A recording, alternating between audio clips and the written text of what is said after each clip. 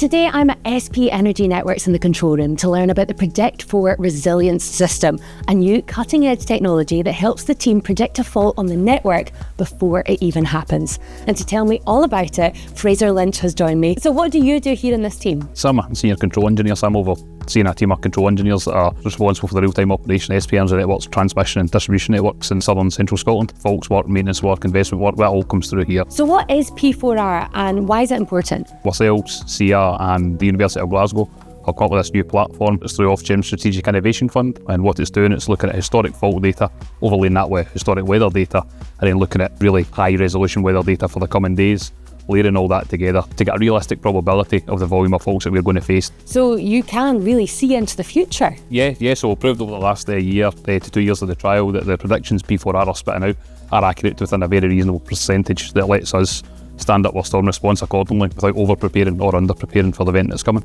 Well, I'm delighted you and the team are here looking into that crystal ball and keeping us all running. Thank you so much, Fraser.